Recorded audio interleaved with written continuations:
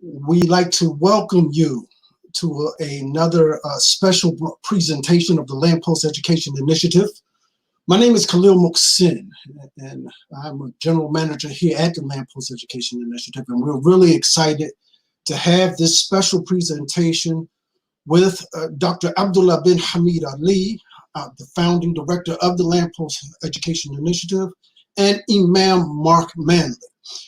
This is a special presentation on the subject of Black Lives Matter and systematic racism. And this is going to be a conversation between Imam Marc and Dr. Abdullah. So we pray to Allah subhanahu wa ta'ala that you get benefit from this conversation. And you can go to our website and you can read the bios, but we really want to get right into the conversation since we are running a bit late. So inshallah, in a few seconds we'll have them on. And there's our friend, my good brother Marc Manley with the new shades, subhanallah, and Dr. Abdullah, who's right on point here. So inshallah, I'm going to step away and let the conversation begin. And may Allah subhanahu wa ta'ala reward you both. Assalamu alaikum wa rahmatullah. Wa alaikum assalam wa barakatuh. Assalamu alaikum wa rahmatullahi wa barakatuh. What's up, man? How you doing? Alhamdulillah. How you doing, Sheikh? Good. Not bad. Yeah, I was running a little late. I thought I was gonna make it much later. Come on, man. Yeah. Let's not be like colored folk now. Come on. we gotta be on time, man. Yeah, I hear you. All right, I guess we start. Bismillah ar-Rahman ar-Rahim. Alhamdulillah. Rabbil alamin. Wassalatu wassalam ala ashraf al-anbiya wa sayyid al-mursalin nabiyina wa habibina Muhammadin wa ala alihi wa sahbihi ajma'in. All right, so alhamdulillah, as we talked before, today we wanted to have a conversation about these two main topics as we entitled this particular session, Black Lives Matter and systemic racism. Of course, quite a bit has happened this year, and one of those most salient of all issues is in topics of controversies is the issue of both the Black Lives Matter movement and the issue of systemic racism, and also myself, as you know, of course, I have a tendency to stir up certain things with certain posts that I make from time to time, as you do as well.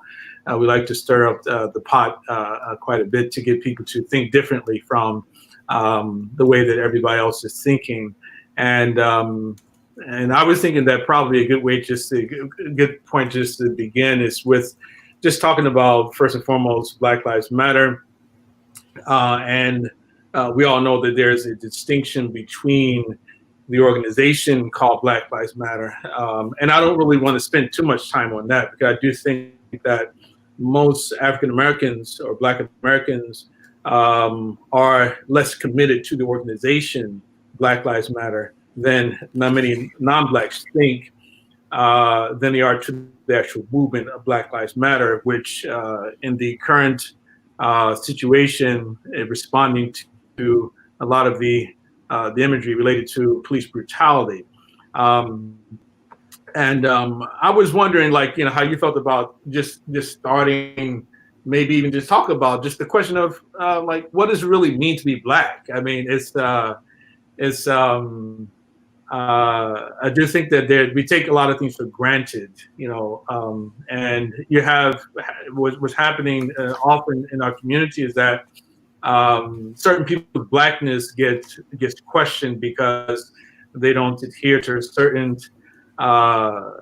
type of understanding of what Blackness entails.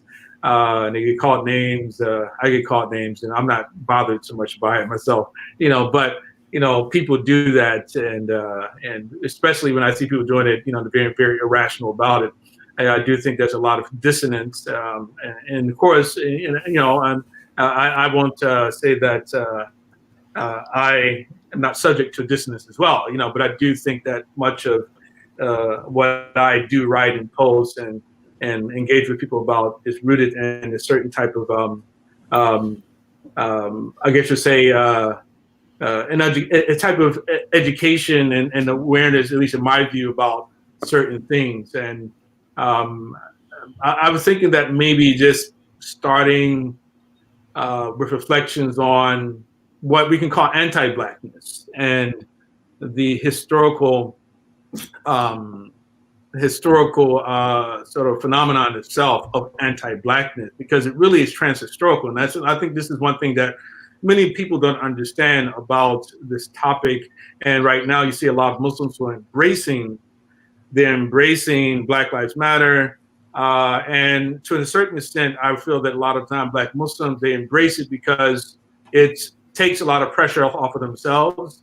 It's a way to somewhat redeem themselves from their own sort of sense of anti-Blackness. And, that's just my introductory thoughts. And I just, we can I'll add some more things later on. But yeah, I kind of thought it'd probably be a good starting point for our conversation. Inshallah, bismillah, walhamdulillah, wa salatu wa salam, ala rasulillah wa ala alihi wa sahbihi wa man walahu wa ba'd. I mean, certainly, I think we can certainly maybe put beyond the pale of argument that anti-Blackness exists, and that in particular, violence targeted specifically to the descendants of Africans in the West, it's really beyond arguing as a reality. Now, I think the real question would be not so much what happened in the past, which there's just such a dearth of, or rather there's just such a huge amount of historical fact and data, that it's really more about the conversation of, one, does it continue to perpetuate to today? Right. Mm-hmm. And then, two, if so, to what extent? Right. Mm-hmm. And then three, what agency, right, do so-called Black folks have to combat or to deal with it? Mm-hmm. And if it does continue to persist until today, is it the same animal? Is it the same creature? Is it the same genus of that beast that most certainly plagued and stalked so-called Black folks in the past? So I think those might be some ways to tug it out. Yeah. More so that even though you and I, we've had differing issues on the topic, but I would hope that people would walk away understanding that you are, and I don't mean this to defend you, but just to kind of put some of the nonsense right behind us or move on to more fruitful discussion, is that you're not denying the existence of anti-Blackness, violence against Black folk, all of that as a historical reality. And so when I hear some people, in the detractions of you, it seems like they're letting a lot of emotional thinking, and I get it, it's a very emotional topic, but they're letting that sometimes get the better of them. And I think sometimes, even though we may differ, I would say as a generality, we're merely wanting to say, okay, what is the scope of it today? Right. Mm-hmm. Yeah. Right. Yeah. Mm-hmm. Mm-hmm. Yeah. Like, I wrote a book called The Negro and Arab Muslim Consciousness, and that book is all about sort of anti-Blackness and researching historical Blackness. So I have people to characterize what I'm doing as a sort of an exercise in anti-Blackness is really absurd in my view.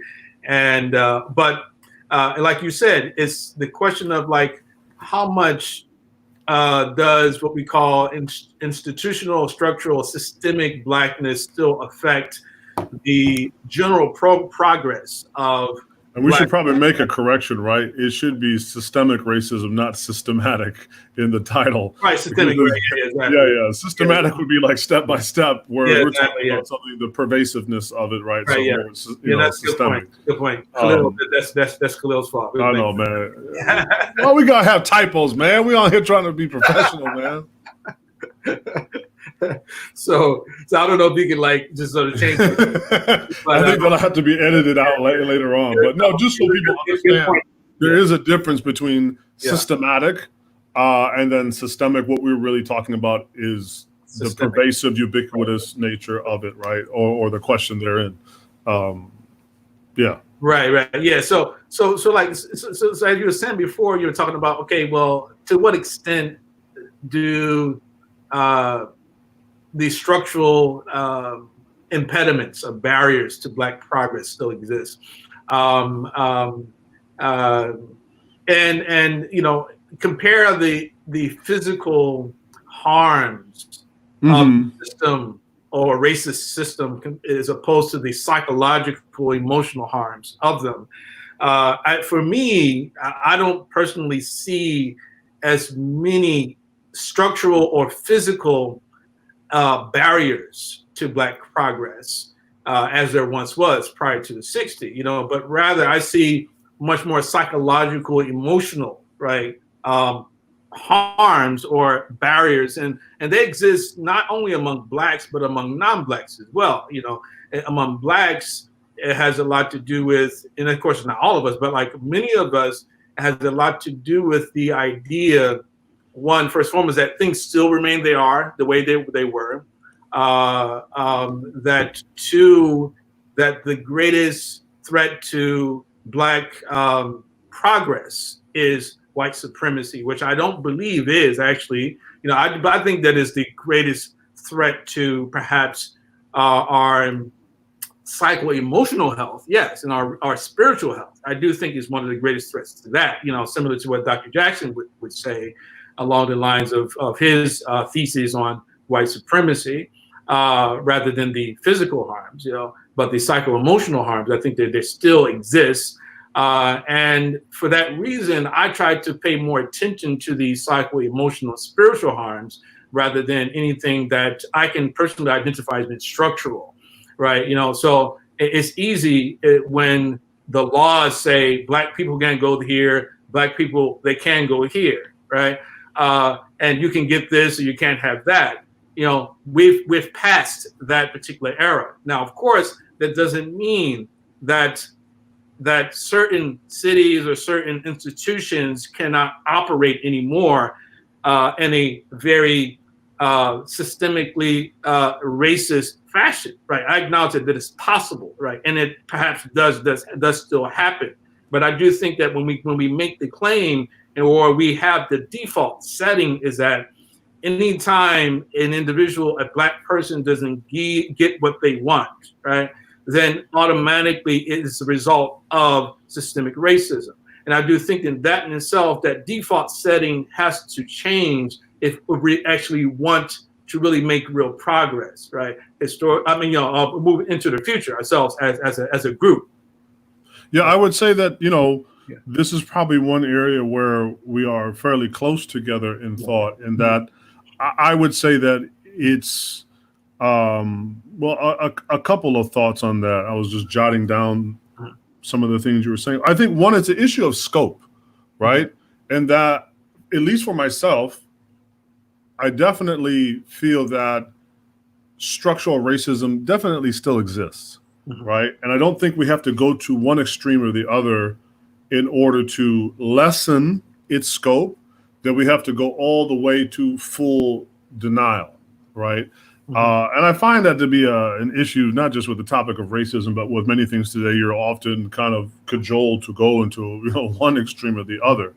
I definitely, not only through personal experience, but just through raw data, it definitely exists. But I would, at the same time, say that, yes, it does not exist where it has the same scope to completely circumscribe Black life in the way that it did in generations before, where it absolutely had the ability to completely define the possibilities of Black life. Right. And that's where sometimes I get very frustrated, is that I acknowledge that it exists. I've even experienced it some of myself.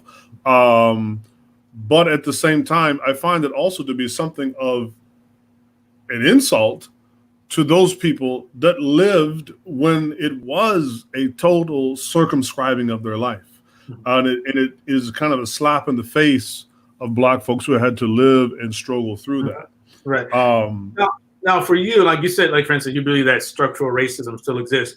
Now, for you, I mean, I have two questions in that regard. Like, one, how are you defining structural racism? And two, where do you believe one can identify that, right? You know, or in other words, to say, you know, sure. but how does it Sure. manifest itself, right? In your I mean, you can certainly look. I'm glad you asked, right? I've got a whole pack full of PDFs and data in front of me, right? So a cursory reading of history, economics of just say like the last 50, 60, 70 years clearly demonstrates that it has not exclusively been due to just the misgivings of Black people on a cultural level, that there have definitely been some historical forces at work. And like many things in history, simply because a law is passed or certain perpetrators of a crime are brought to justice, so to speak, that immediately just sort of evaporates into the air and those issues are no longer, right? Certainly how, if you look at just like the wealth gap between Black folks and white folks, right? That there is an incredible, I mean, I've got, you know, what, at least 200 pages here of like, you know, data from various different scholars, journals, or whatnot that point to the disparity in the wealth gap that cannot solely be explained through behavior, right? You can't just say, oh, well, Black folks don't know how to spend their money, right? Because actually, when you look at the numbers, white folks don't know how to spend their money either. The difference is there are certainly aspects within the broader system that do not penalize whites as bad for mistakes that they make, whereas they do tend to have a more penalizing effect on so-called African Americans. Right. Well, basically, so you're saying that just the mere existence, when we look at the comparisons, you know, that the fact that there's a disparities themselves, that those are evidence of racism, or just. Well, I think if we have to move away from like some trying to find one like meta narrative, like it's like you said, it's due to this one thing. Now, I'm not saying that it can be wholly laid at the feet of white supremacy. At the same time, we cannot divide or we cannot divulge its involvement in that. I'll give a simple example. Most whites, and again, you can look from Thomas Sugru to Shapiro and there's so many authors that have written about this, right? That whites time and time again leverage the power of the United States government to essentially give them not only their boots and their bootstraps, but to give them a leg up as they move generationally, right? Say from World War II and whatnot, people coming back that were able to take advantage of the GI Bill and whatnot, advantages that colored folks, right, were not able to take care of, which was how a lot of poor working white class families were able to essentially accrue equity and wealth that translated to them being able to send their kids, you know, to college and other means, right? That's just one very small factor that it is undeniable through the practice of redlining. And these practices of redlining were greater than just simply a few mean white people that worked at your local bank that just didn't like Black people, right? This was taken to a much higher structural level that not only impacted those Black families, but then it impacted the generations that came after them. My family, you know, being from Detroit, is a perfect example that due to the practices of redlining, you know, not only did we lose our house in Detroit, which again, you know, my father worked at the post office, typical blue collar African-American family, bought a house, and then due to a number of forces, that again goes to the structure of society, right? We were unable to sell our house when the neighborhood sort of started to implode, right? And we're also not able to get a loan to buy a house in another area. And these were more than merely mean-hearted sentiments that some white people have. These were legal, right? These were legal parameters that people were operating on that had repercussions for generations to come. And my family was just one small family of just one small of many, many black families in Detroit. And Detroit is not the only city. We find this pervasive throughout America. So this is just one small example that, again, there are piles of data that can't be ignored, right? Right. I think where we agree is that this was the status quo, the status quo. And I also would agree that it is a reasonable assumption, right? Not necessarily proof, right? It's a reasonable assumption that many black families were adversely affected generationally as a result of them not receiving the similar benefits that whites in society receive. For instance, no denying of that. And to me, it's like, okay, it's a reasonable assumption. But again, it's like I think it's beyond assumption. I think there's enough data that we can just say, okay, that's a fact we can operate on, right? Well, I mean, again, it's like it's you have to consider culture as well, right? Culture plays a role as well. It's like, friends, you can give me opportunity, right? And if I don't have the culture of education, the culture of industriousness, among other things, right? Even in the face of the opportunities, the new opportunity that's been given to me, that I won't take advantage of those different things, So to me, I don't think there's enough evidence to say that in every case when you find a failed black family, that it's directly a result of them not receiving. Well, again, going one by one, no. But again, on a large scale of it, because then the presumption that I would have with that, the presumption kind of behind that is that white people had a superior culture, that white people made better decisions than black people. And don't forget, in the beginning of the 20th century, just as many white people were coming out of the South, coming out of poverty, as were black folks, right? Yeah, right. So along with that kind of comes this presumption that basically it's almost like a neo-eugenics. Like our problem, instead of being DNA, right, it's now culture. And I'm not saying that there aren't aspects of our culture, I think, particularly now, but I think in the formative years of where the big dents and the big blows were struck against black families in America, I don't think it was as much of culture then as we would like. I think if anything now, maybe there's a culture that is exactly what I'm saying. That's exactly the point. But at the same time, culture and history are like a river that keep moving. So I think that it doesn't do. I think it's kind of it seems to me like kind of a denial to not acknowledge that history continues to have an impact, right? There's still what I'm denying is this one-to-one correspondence between. Well, I don't know of anybody that's making a one-to-one, at least not you or I or anybody of.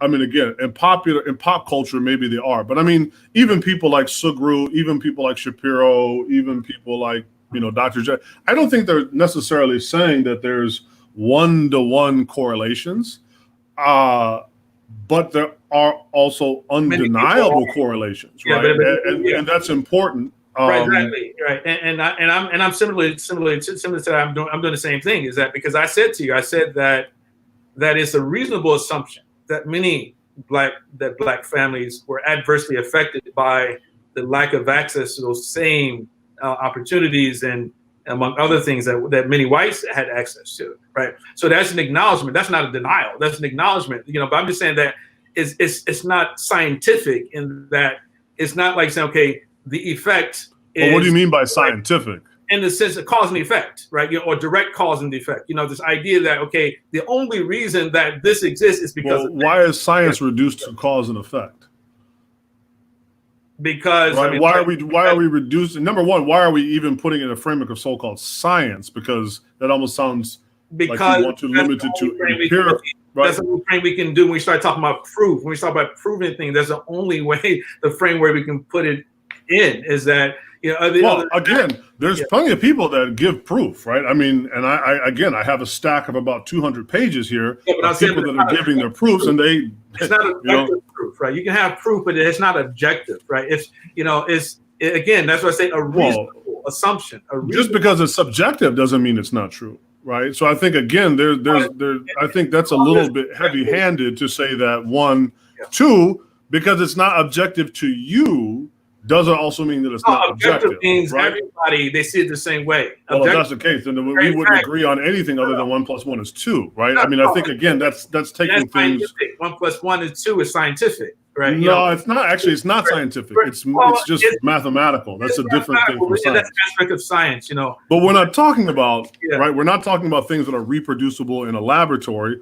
We're talking about going back and looking at scientific, or looking at historical facts and piecing together a kind of a narrative. Yeah, and again, being that the body of scholarship says that is the case, again, I agree that I would limit the scope or perhaps disagree with, again, 1-to-1. Okay, I might not agree with that either, that is 1-to-1. But because it ain't 1-to-1, it also do mean it ain't real, that maybe it's 3-to-1, 10-to-1, 100-to-1, right? Hypothesis. It's like you can say, okay, well, yeah. No, it's beyond hypothesis. This is beyond hypothesis, right? I think that I think we have to have a little bit more. If it was, I think we have a little bit more like humility. When again, this is not something that, and again, this is across a vast. This is not just liberal. Disparities. That's you listen to the number. That's all you're doing is disparities. Like this. It's not disparities. No, it's not disparities, right? I think this is probably the core of where you and I would disagree, right? As we agreed upon the past already. Yeah. That I don't see it as a disparity, and that again, I would actually then ask you to show where it's a disparity. Excuse me, brothers. Please, it's kind of hard to follow both of you when you're talking at the same time. So what I would suggest that the conversation so that we can understand fully what you are saying, Brother Marc, and what you are saying, Dr. Abdullah, is that you give each other a kind of a give and take that allows the other person to fully explain exactly what they are stating. Because go ahead. Go ahead. Let him finish his thought, and then I'll. Yeah. So I'm gonna step off with that point. No, go ahead, Marc. Yeah, make your point. No, I would say that given that there is so much well-researched and well-written scholarship on this topic, and again, it doesn't have to be reducible to be proven only on a 1-to-1 correlation. That I think that kind of borders on hubris to deny. It's kind of like Bani Israel, saying, لن نؤمن لك حتى نرى الله جهرة. Like we're not going to believe you until we see Allah with our eyes. There's enough information and enough scholarship that, again, to me, the biggest issue is, okay, to what extent? Because again, even though I might oppose you on this point, at the end of the day, in 2020, I agree that it doesn't completely circumscribe Black life, right? So whether you believe that we essentially, in some ways, wind up pretty much at the same point, just through different routes, right? And as you and I know, man, just because a thing ain't real, from an empirical point of view, doesn't mean it doesn't impact life. And I think that if there's any real talk about white supremacy, is that one, I don't think white supremacy should be actually reduced to merely structural racism. And I think that's a little bit of what Dr. Jackson was talking about, is that by it being kind of like the modern shirk, the modern idolatry, right, that we are dealing with feelings. We are dealing with something that is socially constructed, but many things are socially constructed that have an incredible impact, right, on life. I think the thing today is you know, what is the scope of this? Because that's the biggest issue I think you and I can probably agree on, is that you and I both don't agree that, well, basically, due to structural racism, we basically ain't got no options anymore. Right, White folks just take control, and both of us have major problems with the narrative of victimology, right? That is often perpetrated upon Black folks. That's my biggest issue. Is that I actually agree. I believe that that structural racism exists. I tend to have a so what attitude, meaning that, okay, it exists. What are we going to do about it, right?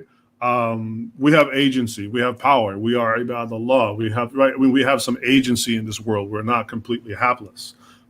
That's my biggest problem with it. Whether we come to agree upon some points of data, I think is actually quite secondary to the I agree with conversation. that. I agree with that wholeheartedly. I mean, I do think that for many people, to say that structural racism exists fundamentally means you don't have an option. You don't have a choice. See, and it becomes a convenient excuse, right, for people not to do better, right? And I've said this multiple times before. And again, like for me, there was structural racism. There was institutional racism. And for me, because structural racism was an impediment to Black progress, right, then we can both embrace, the history, right, of it. Yeah. So when I talk about, okay, well, if it still exists, and in what ways is it keeping me back, right? Now, of course, the question becomes, okay, whether or not someone gets denied a loan, or someone, for instance, we know police brutality issues there. We know many of these manifestations that some people would say they're characterized as evidence of structural racism, which I would argue, say, well, no, not necessarily. That these are manifestations of individual cases of racism, and not necessarily structural racism. Well, for instance, if you look at the education system, not to cut you off, but look at the education system, right? There's all kinds of data that shows that African-American children, especially boys, are far more likely, one, to be expelled or to face some kind of punitive action within the education system as a whole compared to particularly their white counterparts. And in fact, I think there's a greater proof of structural racism there, because that includes with African-American teachers that show that they themselves, being part of a structure and a system, just like with Black cops, right? Just because you have a brother who's a cop, man, doesn't mean he's still not going to beat you, brutalize you, shoot you, right? So again, the data, just on that alone, the data shows that there is definitely a structure. Now, I agree, the conversation doesn't end there, because then we have to dig a little bit deeper. Well, why are Black kids getting in problem in school? Right. Yeah. Part of it, no doubt, is definitely the way that institutes shape minds to look at Black people, and particularly Black boys, as problems. No doubt about it. Yeah. But the other part includes culture. So for me, like, what's the home life like, and so on, the absence of, fathers. So for me, I don't feel that I have to run to the extreme of the denial of structural racism. I can admit and even avow its existence, but at the same time curtail its omnipotence, right? Well, where there are also other contributing factors to our demise and other things. That I don't like. I don't like the fact that I think we agree there. We definitely agree there. And this is all the basic point I'm just making, is that we can't reduce everything to a single factor. Right. Exactly. Yes. Right. And this is, so it's about nuance. We live in a time where people don't suffer nuance, right? Especially if you're talking about social media and among other things. I mean, and you and I both have been disparaged for just simply wanting to have a more nuanced conversation. And it's clear, like, there's some things that I disagree with you on, and vice versa. And yet, just simply wanting to have a nuanced conversation on the topic, we both often, get both barrels from the community for just simply wanting to have that kind of conversation. Right. I mean, I think, what's her name? Mersa Badaran's book, The Color of Money. An incredible book from a phenomenal, secular academic, extremely well researched, that shows the impact of structural racism on the of economics and how it impacts Black life up until today.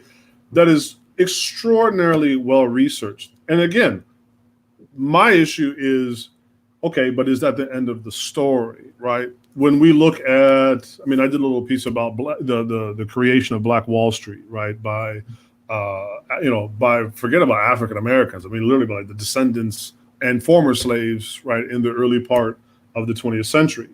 And what's extraordinary about the creation of Black Wall Street in Tulsa, Oklahoma, which was burned down by whites, right, is that we made that with no assistance from the government.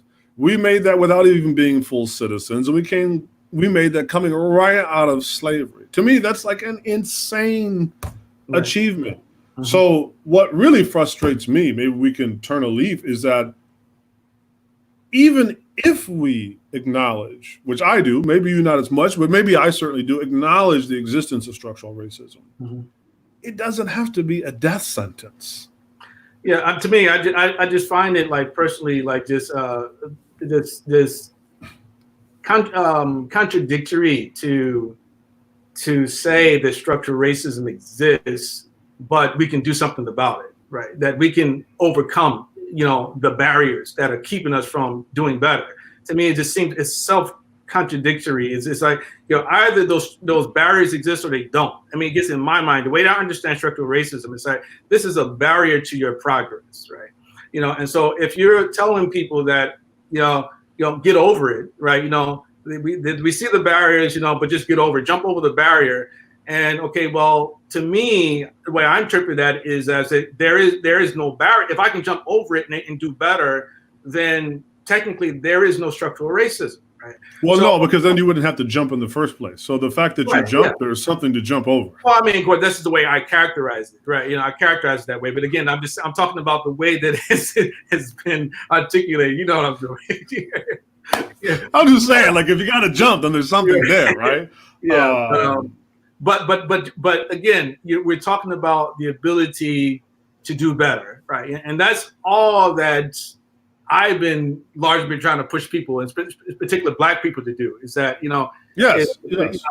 listen, you can get your house, you can get your education. As a matter of fact, not long ago, we had a conversation, two of us, I think about a couple of weeks ago, we talked about this, how in IT, why don't you talk about that again? This whole idea of like just the, issues of choice, and this feeds into this whole idea. Oh, no. And I think even in that, so, for those who don't know, I used to work in the field of IT. I still kind of dabble in it, doing some freelance work, but I worked in IT for, 10, 15 years.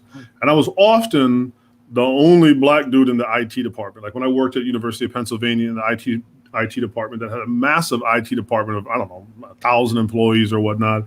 I think there was a time there might have been like one other Black person working in the IT department, right? And what was interesting is that, particularly the field of technology that is more agnostic towards degrees, maybe not so much credentials, but degrees, meaning that if you can do the work, nobody really cares if you have a degree, and the work pays pretty well, and it's highly in demand. Where, to go into the field of medicine or law, it is very difficult to get into. It's expensive, it takes a long time, right? And what I've always kind of pondered in my own mind, why don't more Black folks go and work in technology? Because if you're looking for a quick leg up, right, it's certainly one of the quickest avenues, right? Sure, you have to have the aptitude, but it's certainly one of the quickest avenues. And I've always been kind of puzzled. Now, could you say it's because of hiring practices? I certainly did experience some discrimination from my boss when I was at Penn. There's no doubt about it. Matter of fact, everybody else in my department locally was promoted and made more money after having been there, despite for 8 years. I didn't even get a raise comparable to inflation, let alone everybody else who was not Black was promoted and so on. So that's why I say it definitely, this kind of structural impedance. I would say perhaps maybe we need a new vocabulary instead of structure that gives the idea that you cannot penetrate. I would say that there's definitely racial impedance, meaning something that pushes and causes resistance. But that's partly also where I think some, aqidah, some understanding of religion comes in, that life is not guaranteed to be equal, right? That's a very good point, right? Especially this last point here about like aqidah. And I think it was yesterday, there was a brother who had tagged me in a post, and it was related to the issue of discrimination in housing. And he asked the question about, okay, well, what do you have to say about this? And it was a non-black brother. So, I said to him, I said, well, yes, it was something. I have the book. I have the book, yes, and this is old news. And it's something that was, but not necessarily still something which is today. And beyond that, I understand the desire for people to want to see blacks and whites have 50%, be able to sort of split things 50-50, right? In every single area of what we raise in terms of disparity, so if white people if they own $500 billion, and then black people should own $500 billion too, or, according to proportionate to the population, I guess you would say that's the way it should be, that people want it to be that way. However, it's like, to an extent, I feel like we're being somewhat unrealistic about human history, human nature as well. And that, like, for instance, when we think about all of the struggles, all of the tribulations that the African Americans were afflicted with post-emancipation, right?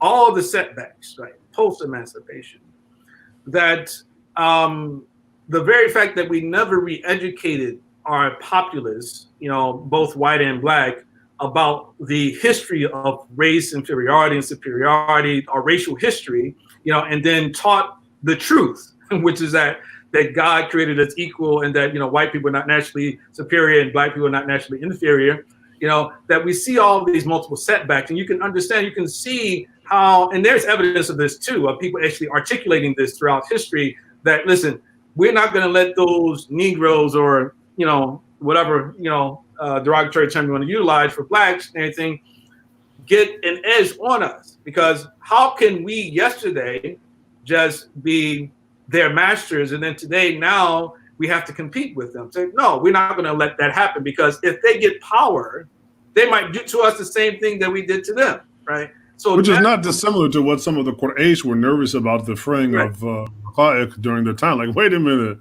They were also very uncomfortable with that idea. Right. So basically, the point I'm making is this, is that God will deal with oppressors. God will deal with the oppressors. Once the oppression has been lifted, we have a responsibility to do something with it. Banu Israel was not only in a state of bondage, but they became free at a certain point as well, right? And if we don't do right with that freedom, Allah subhanahu wa ta'ala is not going to be on our sides. He's not going to be on our sides forever. Not only that, but if you're not free in your own mind, right? If you're not free in your own mind, look at what, Bani Israel called out to Allah to save them. He sent Musa alayhi salam, saved them, and as soon as they basically get on the other side of the water, what do? They go back, right? They went back. They basically were freed from Pharaoh, but because of their minds were still trapped, they went right back to Pharaoh. Essentially, they wanted to almost recreate Pharaoh. Right? I mean, I think that's the like they have gods. I think that's one area that it'll be very hard for us to try to have this conversation with the black community.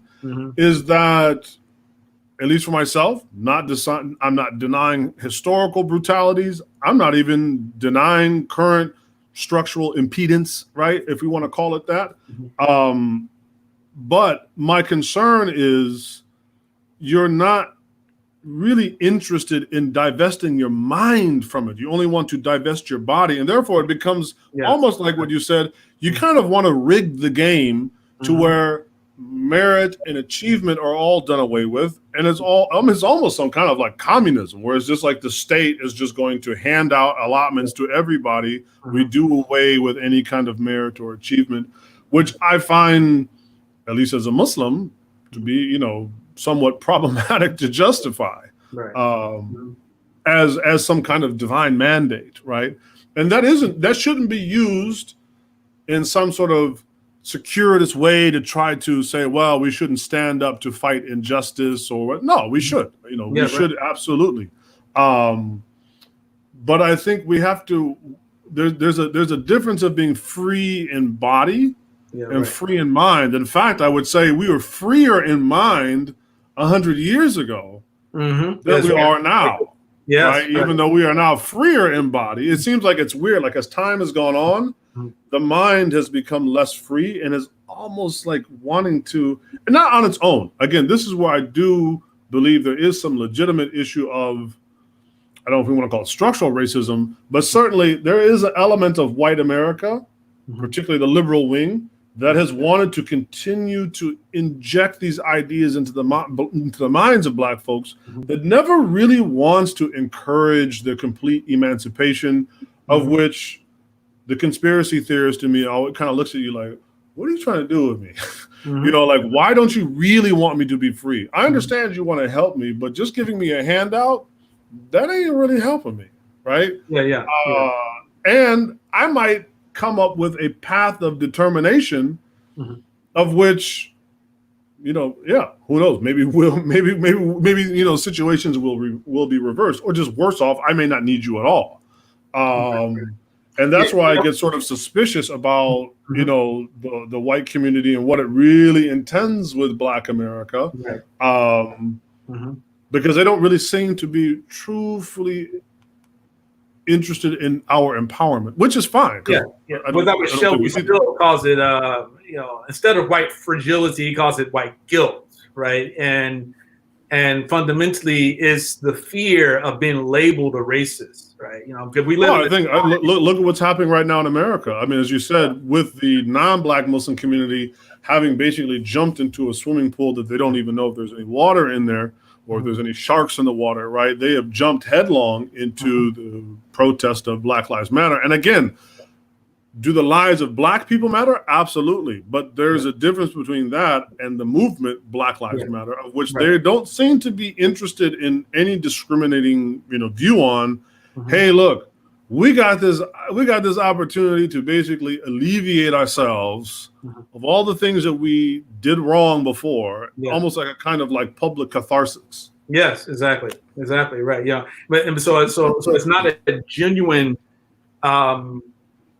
It's not or at least according to some, it's not seen as a genuine guilt about racism itself, but rather it's a guilt about being labeled a racist. Period. And that's what drives most of it. Say, listen, if I can be redeemed from the accusation of racism, then I'm going to do everything which is necessary without sacrificing anything significant, you know, in order on the path of that redemption, right? You know, so for instance, big corporations, they can throw up Black Lives Matters posters, they can have anti-racism training, and pay, you know, people thousands of dollars just so it can be said, you know, this is what we're doing, you know, to stand with the Black community. But they're not doing anything significant like placing Blacks into management positions. They're not raising Black salaries, you know, things like that, significant things that really would be more meaningful than this whole sort of all the symbolism and all the surface moves that they make in order to appease a particular population they know are largely reacting out of emotion. Out of emotion, that's it. Because we want symbolic change. You know, realistically, here it's almost like, you know, we want people to make us feel loved. That's what's more important to us than anything else, right? That's what I feel is the case with so many Black folks, is that, you know, somebody like Biden, for instance, can pass his crime bill, destroy thousands of lives, right, and then which does help to point to structural racism, by the way. Well, yeah, it can point to, again, the existence of something systemic. Sure, definitely it can happen. But again, but originate from one person and perhaps a few people, right? But again, well, the Clintons and Nixon. Oh yeah, well, Nixon's different. See, Nixon was focused on drugs coming into the country, right? No, I'm just saying, but it's undoubtable that there's a isnad here.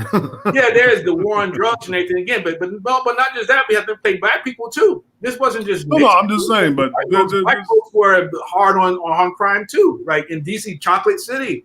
I mean, we had a majority black government. We've had it for a number of years. You see, and back when they were actually trying to decriminalize marijuana in the 70s, and the black establishment was against it. They were opposed to it. They wanted to say, no, we want mandatory sentences.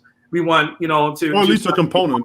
Yeah. So the blacks are implicated in the same thing as like the slave trade. It's like we're implicated. We always put it on the white man, but we won't take any responsibility ourselves for the things that we do to ourselves and to our own people.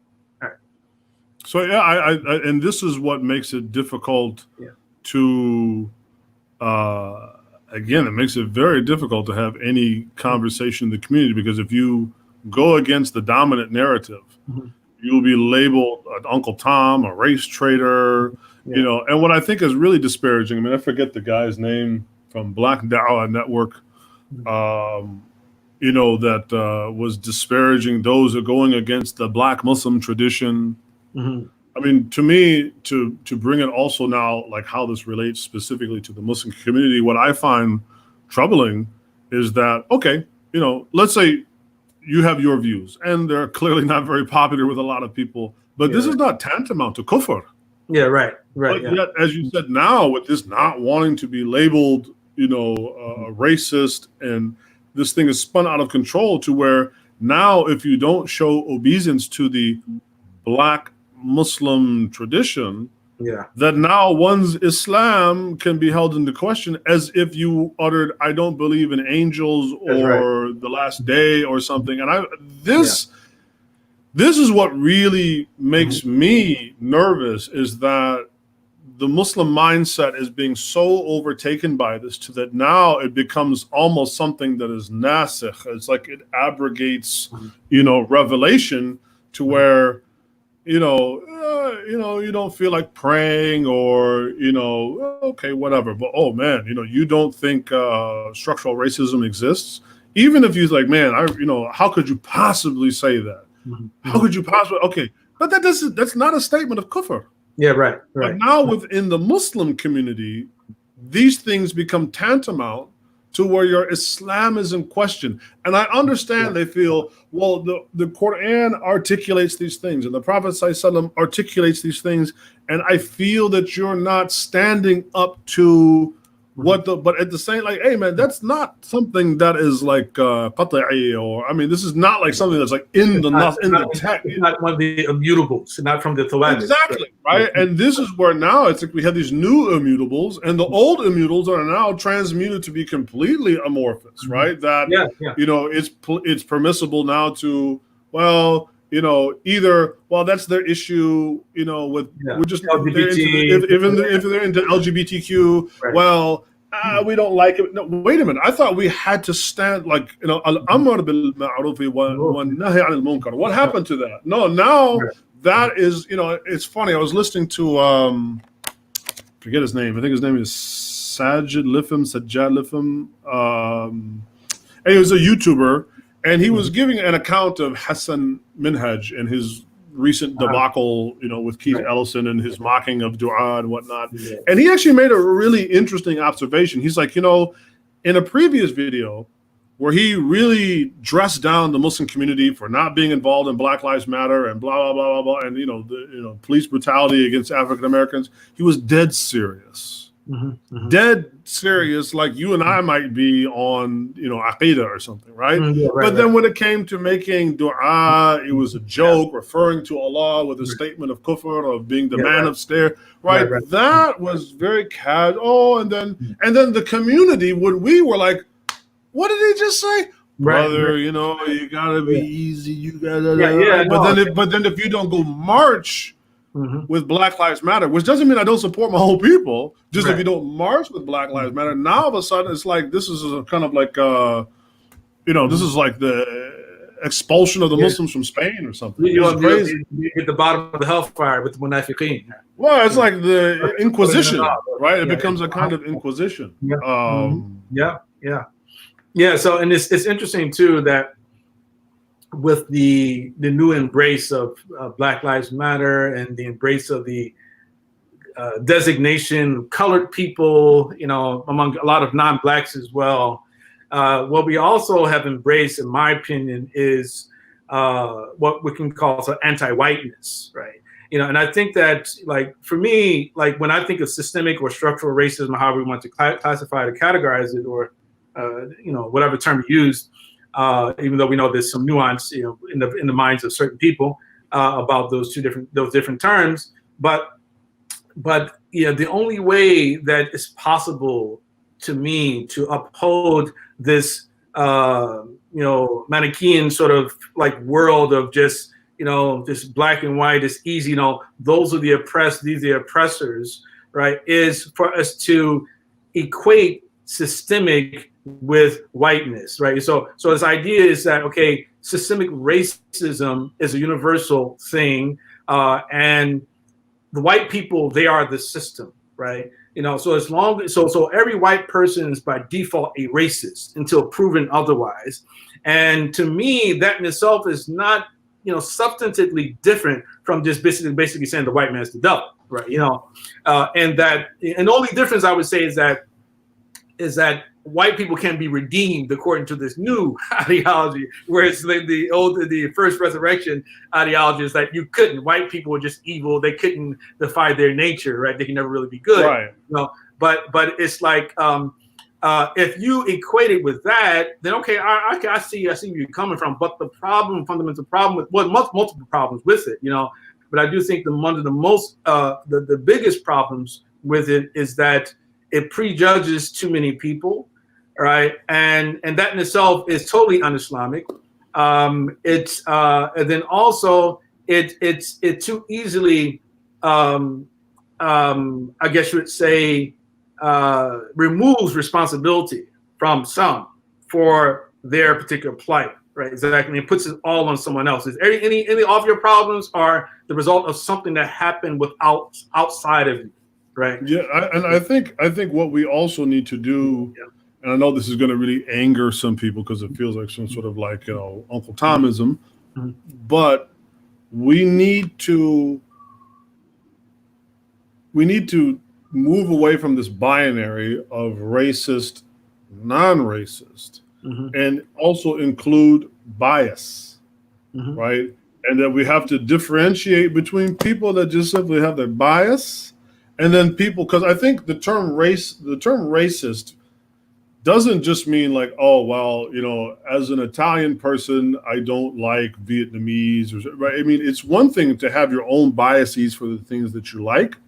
It's another thing to want to do them harm or to dispossess them of something or to purposely disadvantage them while you advantage yourself. And I think to say that is what the whole of white America is now would be, that would be a gross oversimplification that I think would be somewhat hard to sustain. That being said, I don't want to also dismiss the fact that there may indeed still be a small minority of white folks that might feel that way about non-whites, particularly, right, black people. Matter of fact, I would certainly say, just look at the way that America, a predominantly white nation whose government is predominantly white, and particularly those in control, like the military, what have they done to the Muslim world? They want to dispossess it of all of its resources and whatnot. So I think that there is some room to where we can say, look, there is definitely a component of white America, however big or little, that has those, but not perhaps applying to the whole. But because it doesn't apply to the whole, it doesn't mean that even a very small minority can have a great amount of influence, right, or control. And again, just simply wanting to utter these things, saying like, look, I hear you, right? I hear what you're saying. I hear that you're saying that white people did bad things. Look, some of the most devastating critiques and critics of white supremacy are white people, have been white, have been white scholars that have written. I mean, was it Richard White and who's the other one that's coming to mind? I always forget his name. Forget my. But I mean, just you go and look at the field of of the field of studying race. I mean, some of the most effective and devastating critics of white supremacy, and this isn't some move to let those ill-intending white folks off the hook. At least for me, not at all. But I'm not willing to go, and that's why when I made a video a couple weeks back, I was like, are we interested in smashing the idol of white supremacy, or the idolators of white supremacy? Because if you look at the Prophet sallallahu, he clearly smashed the idols, and he confronted physically those mushrikeen, those idolaters, where he had to. But you can even say with the way that, like, when he dealt with Banu Thaqif, right, from the tribe of Thaqif, he didn't rub their face in the mud. Matter of fact, look, I'll send a couple of your own people back with you to sort of teach you, right, this is what Islam is. And I think today we have to, do we just want to have revenge on white people? Yeah. Do we want to, or do we, forget about revenge, do we just want to have a kind of like piñata? We want to have a piñata of whiteness that we just beat and take out all of our frustration, anger, and all this on, while in actuality not changing our condition at all. Because that I don't know about you, I'm down with reparations, man. Yeah, and I don't mean that as a joke whatsoever. My thing is like, you know what? Forget about man. Just cut me a check for the historical injustices that you did, and we could call it even. And yet, amazingly, because it seems to be a lot of what the cacophony about white supremacy is definitely tied to its economic impact, which is, I think, pretty reasonable to admit that it exists. And yet there is no serious movement amongst so-called black folks for reparations. And when you look at certain groups, people don't like to say it, but there's certain groups that when they had brutalities visited upon them by Europeans, they got the money so that they could work to define what their own destiny would be. That's what I find most. It's like, man, I don't care about swinging some stick at a piñata, man. I don't. I'm past that now, and that's not going to do. I don't need emotional relief. I need real. No, I agree to most of that. I mean, the issue of reparations, I have a bit more nuanced position on that, but I don't really want to get to that at the moment. But I did wanted to backtrack just a little bit. I think that certain people would say, because earlier you mentioned about we have to get over this sort of binary thinking about racist, non-racist. And many people in the area of critical race theory probably would say to you that we've already gotten over that binary thinking, because it's not only racist and non-racist, but it's also anti-racist. All three of these terms mean something different for them, right? So for them to be a non-racist, it's not sufficient. You have to be an anti-racist, and the anti-racist is someone who's working to dismantle white supremacy, right? And so for instance, so if you're not doing that, then you are still, given the default classification of racist, even though under the banner of non-racist, right? So in a sense, even though I said earlier that the difference between the ancient or the old sort of a Nation of Islam ideology or their credo about the white man being the devil, is different from this one, in that you can become redeemed in this new sort of credo. But it's realistically, you're not fully redeemed, or you're only redeemed under certain circumstances, which means that you have to admit that you as a white person have white privilege, that you as a white person, that you benefit from it, and you are committed to dismantling it and calling other white people out. And if you don't do that, then you have not proven that you are no longer possess a racial impulse. The other problem with this too is that again it's part of the, and I talked about this in the piece I wrote a while back that a lot of people got upset about, and I'll keep repeating this now. And I haven't been again, convinced, persuaded that this is not the truth. But there's some inner contradictions to the whole ideas related to critical race theory along the lines of race, because you begin by saying, okay, they're all racial constructs, right? And then two, that you're not supposed to essentialize people. That is to say that you judge each member of a group as being the same, right? But then that's what they turn around and do immediately with white people, is that they first and foremost say white people are all the same.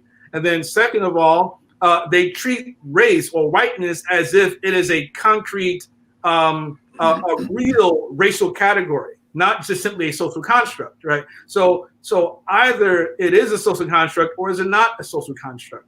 Either we're going to treat people as individuals or we're not going to treat them as individuals, And I think that this is what is really making it difficult for people to have like a very, I guess, a robust conversation about these things during these particular times right now, because there's so many demands being placed on one side, and so everyone is expected to just simply listen, right? You come to anti-race training, and you sit down and you shut up, and I'm going to tell you about yourself and what you need to do to make me feel better, right? And so I think that that's just to me. I just think this. And lastly, I'll say this, and I'll let you speak again, but how much realistically, like people are constantly talking about, okay, racists and white supremacists and KKK, among other these things, all these racist people out there. And I agree that they're definitely, we all know, you can't deny that there's a certain group, a certain percentage of white people who are overtly racist. Many of them are covertly racist, many of them are overtly racist, but a lot of other people are racist too, right? But as a black person, black man, black woman, how often, if ever in our lives, have we ever encountered a white supremacist or the member of a KKK? And I only say that because I think that we put too much emphasis on the danger that those particular people pose to us and it's not to say that they don't potentially oppose the danger. I'm just saying that they are not on the at the top of the list of the anxieties that we as people generally suffer on a daily basis, right? When we walk out the house, right? The average one of us is not thinking that we're going to run into a KKK member or a skinhead or somebody like that, or get killed by even a cop. We don't even think that in general that we're going to get killed by the cop when we walk out the door every single day, right? So I do think that the focus on attacking people because they minimize, or for instance, someone like myself, I minimize the threat from like that and individuals like that, or because they don't like the fact that perhaps I share conservative perspectives on certain issues, and I share conservative videos, among other things. When conservatism never really had a foothold in the black community, it doesn't have a foothold in the black community right now. So why are we so worried about conservatism, worried about KKK, worried about all these other things, when these things not really having that much of an impact on our lives at the moment? Well, I would say, actually, we have to also then come to define what do we mean by conservatism, because there's moral conservatism and there's political conservatism. And I would say, actually, for the large majority of our history in this part of the world, we have definitely been morally conservative up until fairly recent. Political conservatism, okay, you can put that aside, but I think actually we've been a fairly morally conservative community for most of our history, in America. I think, talking about critical race theory, and I don't want to go too far afield, but I don't have problems with critical race theory in terms of its findings or its it tries to look, for instance, at the various fields of epistemology to show that there is a bias in various fields of knowledge that incline towards white biases or that favor whiteness and whatnot. Particularly here, in America and the West. I can't really argue with that, right? And I've heard some Muslims criticize critical race theory. One, I think not really knowing what all of its moving parts are. I think it's become just as much en vogue to criticize critical race theory as it has come to invoke it, right? So if you're sort of like a conservative Muslim, you can easily score points with other conservative-minded Muslims who are going, down with critical race theory. And of course, if you're a more liberal-minded, social justice warrior, woke Muslim, then you can immediately gain points by just simply, throwing out there critical race theory, right? My question is like, what is critical race theory? What does it actually have to say about itself? Right. And more importantly, like with, at least as a Muslim, with any other field, I don't want to just know the abstracts. I want to know the rijal. I want to know the men and women that comprise it, right? So when we get to the Foucaults and the others of it, I go, okay. And I'm not saying that Michel Foucault, for instance, is completely devoid of any value, but there's a limit of how much Foucault I'm going to deal with, to the point that I also then got to just deal with Foucault because he's got some problematic stuff, right? And they're having their... there are some people who actually misconstrued or actually were either misinterpreted and then even distorted even my position on critical race theory, because in the piece I wrote about critical race theory, I never said that critical race theory is completely un-Islamic.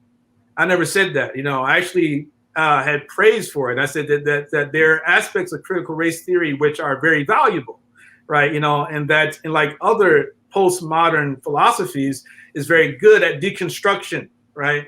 And the fact that it's able to effectively highlight the intersectional the disparities between different groups and the social hierarchies, right? I think that it's very effective at that. I just don't believe that the solutions offered by it's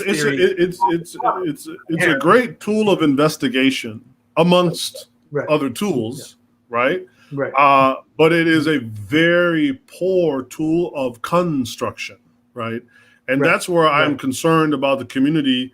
And there's even some, there's some people in the community, I don't know whether I want to mention names or not, but they have a habit of making videos where basically they just critique the heck out of everything, to the point everything becomes haram.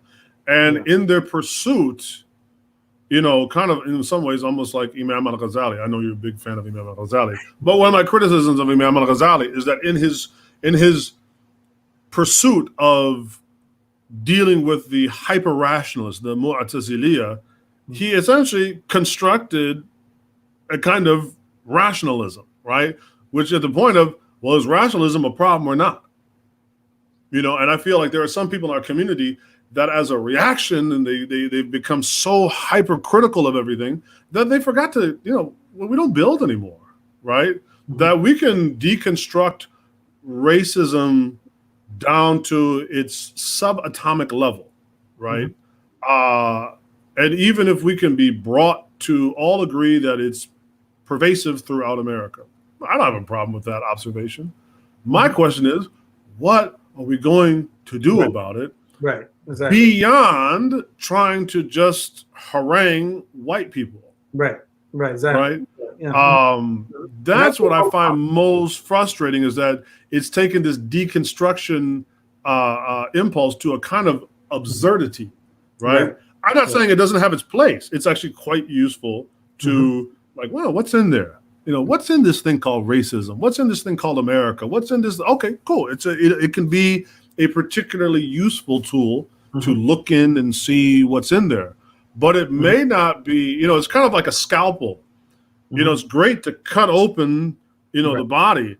A scalpel, though, is not very good for stitching it back up. That's right. Yeah. So that's probably my and so some of the arguments against critical race theory, well, it's not part of the Islamic tradition. That's a stupid argument to me. I mean, number one, what is the Islamic tradition, right? The Islamic tradition is not Islam itself. We have to differentiate that. It's a human endeavor, which means it's a socially, usul al-fiqh is just as much socially constructed as anything else, even if it is dealing with revelation, right? It's still a human mind that is trying to put these things together. So to make those kinds of arguments, I personally find on a number of Muslims that don't really understand all of the moving parts, that they reveal their intellectual laziness and just their ideology, right? Which isn't I don't think is gonna advance very much. Yeah, no, I totally agree. It's again, the most important thing to me, and I think we agree upon this. I know we agree upon this. It's just that, listen, we got to do something now. right? I can talk a lot about what happened until I'm blue in the face. Right? We know what happened. We acknowledge what happened, and we can even acknowledge certain things that are even still happening. Right? Again, I'm not me saying that I don't believe in structural racism is not me just saying that I don't believe in racism at all anymore. I say, I still believe in racism. I still see that racism is there. I'm not denying the existence of racism, right? I just don't believe in reducing the cause of everything that makes life difficult for me to racism, right? Especially without sufficient amount of evidence. And I do think that Blacks have to take some responsibility for the role that we play, right, in our own, I guess you say, self-destruction, our own lack of progress, our own lack of industriousness and ingenuity, and we can't just put it all on someone else, right? At the same time, though, I feel like if you go across America, white folks also, there's plenty of white people that lack industriousness.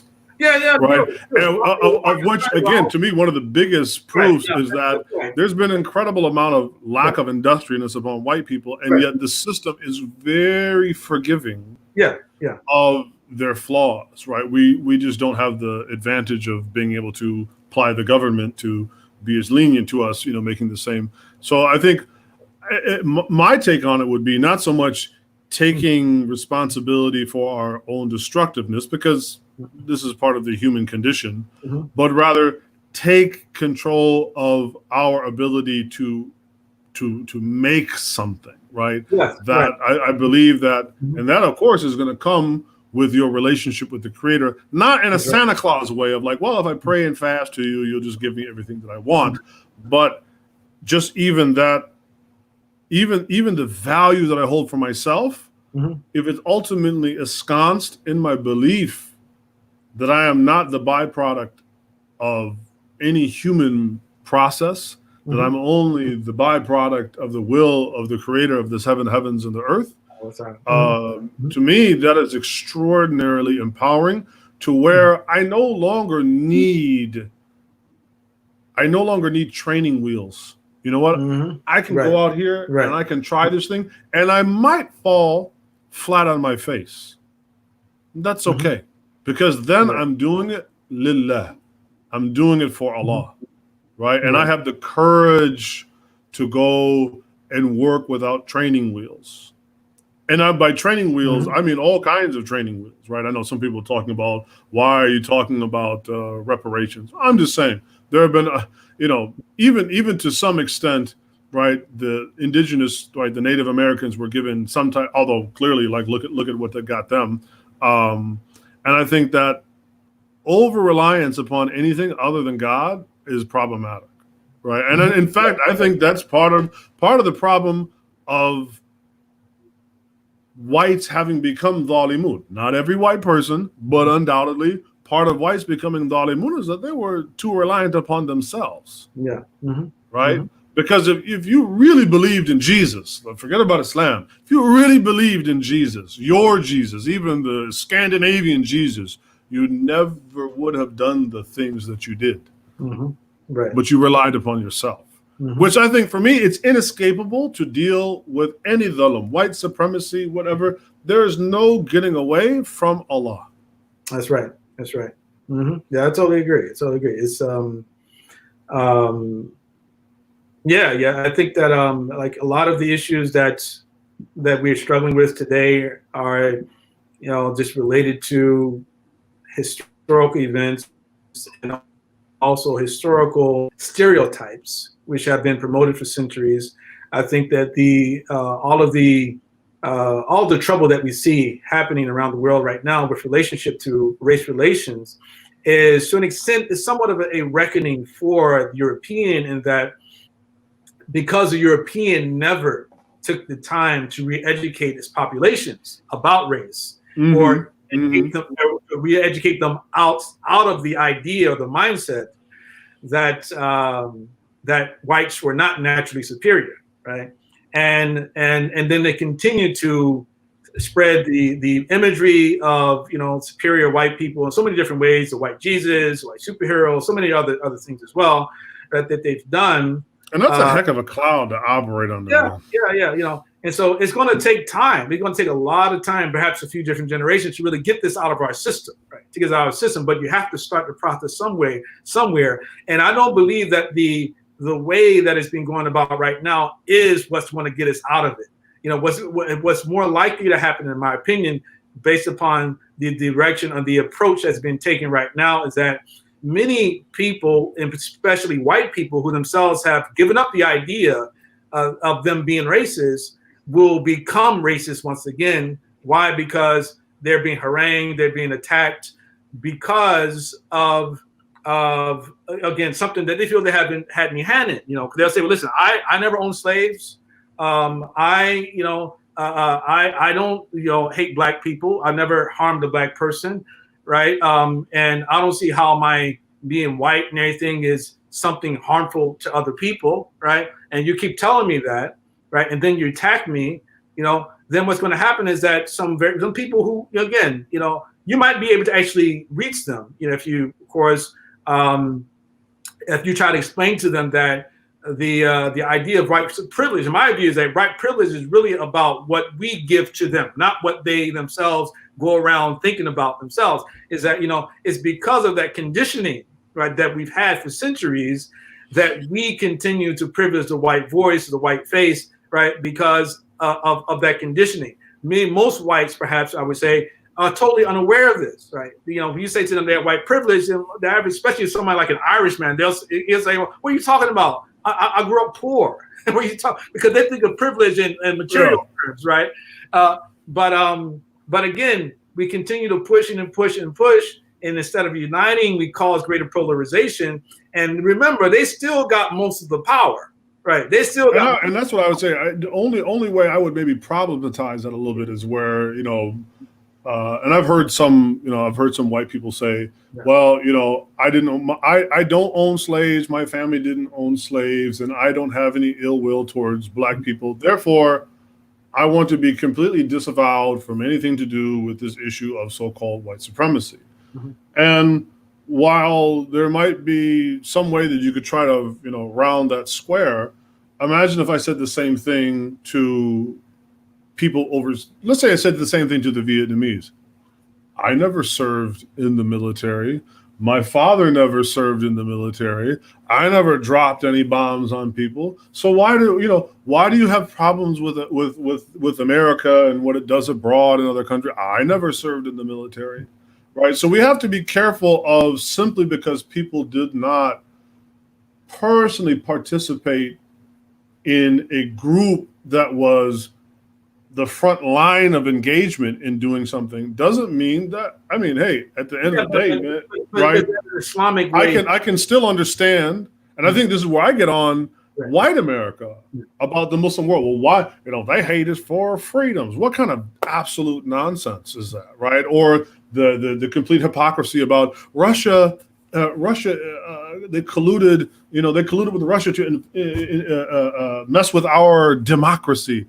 Right, We've messed with every other single country on the planet, and we do it on a regular basis. Mm-hmm. But me, Marc Manley, I didn't do anything. Yeah. Right. So there are some problems with that we still belong to a larger group that does things on our behalf. Right. I pay taxes or whatnot. So I think we have to. No, there are some problems of that. It's a little bit sloppy to just completely say, well, that's true. No, but I understand where you're coming from. But at the same time, like, for instance, you have whites who didn't immigrate to the U.S. until the 20th century. You have, again, we've been here longer than probably most of the white people, right, have been here in these lands, right? So you have individuals who weren't even considered to be white until the mid 20th century, right? And they weren't always, of course, we know that they enjoy the privilege. Again, it's a psycho-emotional privilege and even good. Well, they celebrate it, right, when they become Muslims, among other things, right? So yeah, they enjoy those privileges, but again, it's not really necessarily of their own doing, right? It's the doing of their political elite, their intellectual elite, right, who spread these ideas, right? And Eastern Europeans are not the same as Western Europeans either, right? You see, understand? So like an Eastern European come in here and you start telling them that they're white and that they got white privilege. It's like, well, what are you talking about? Right? They hate us too, right? So I'm just saying that we can't. It's complicated.